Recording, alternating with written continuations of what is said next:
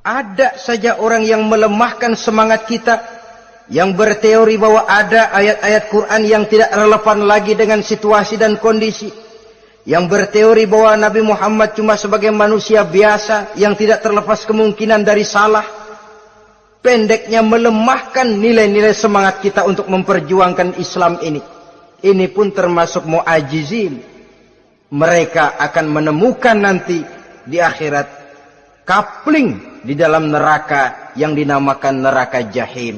Na'udzubillah summa na'udzubillah.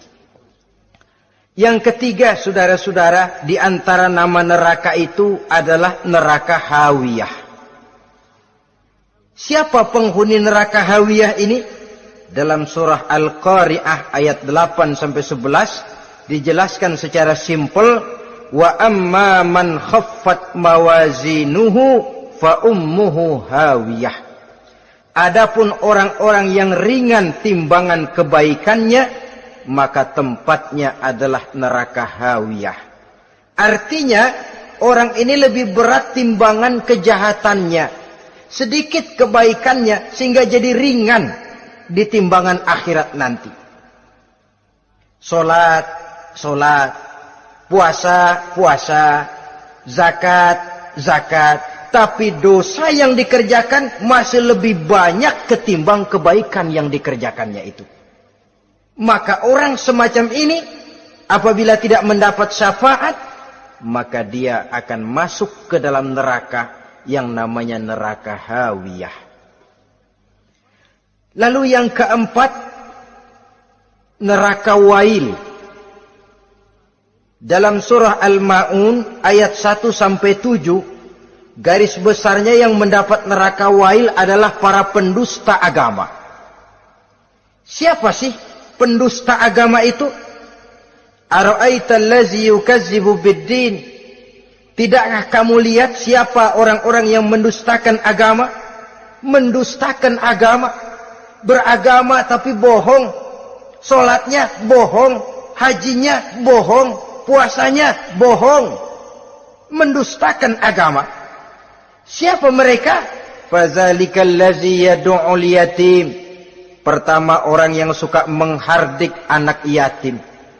Anak yatim yang lemah, anak yatim yang tidak berdaya, yang hidup dipayungi kemiskinan dan kekurangan, bukan ditolongnya, malah dihardiknya. Jangan lupa, saudara yang sudah 2-3 kali pergi ke Makkah, saudara yang khusyuk dalam sujudnya, saudara yang mantap dalam puasanya, mungkin saja bisa terhalang masuk ke dalam surga, karena di samping rumah saudara ada anak yatim merintih menahan lapar dan haus. Saudara tahu, saudara mampu, tapi saudara diam saja tidak mau mengulurkan tangan. Mungkin itu yang akan mengganjal saudara untuk masuk ke dalam surga. Wala yahuddu ala tu'amil miskin. Mereka membiarkan fakir miskin, tidak memberikan makan. Kemudian fawailul lil musallin.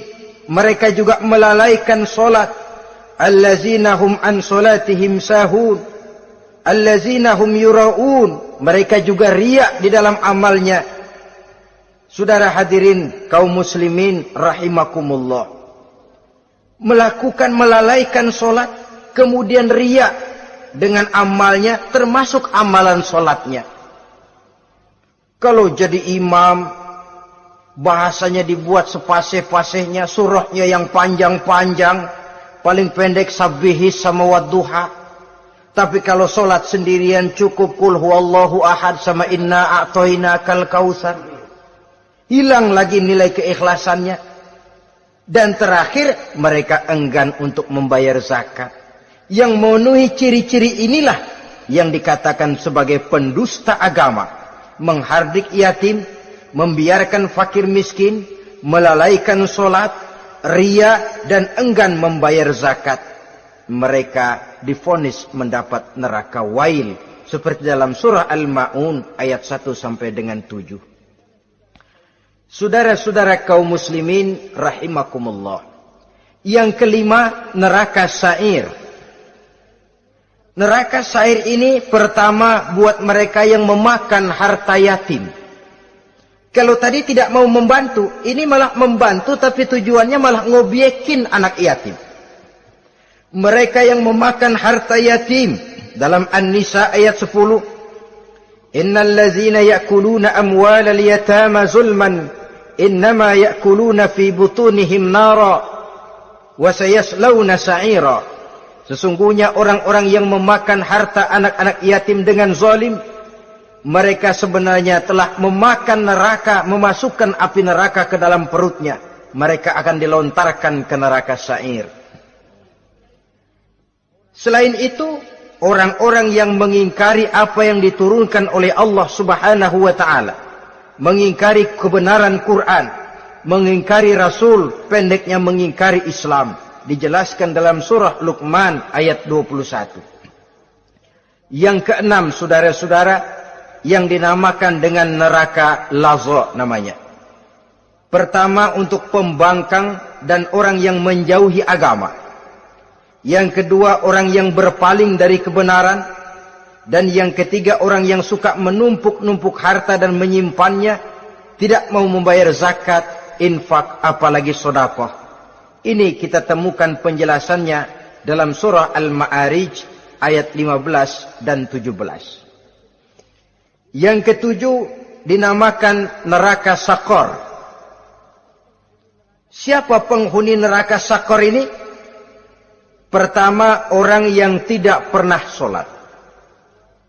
Yang kedua, tidak pernah memberi makan orang-orang miskin. Yang ketiga, ahli membicarakan yang batil. Strategis betul dia, ulung kalau sudah mengatur kebatilan. Kemudian yang keempat, orang yang mendustakan hari akhir. Dalam surah Al-Muddatsir ayat 42 sampai 47, kepada penduduk neraka Sakor ditanya, "Ma salakakum fis Sakor?" Apa yang menyebabkan kamu masuk ke dalam neraka Sakor?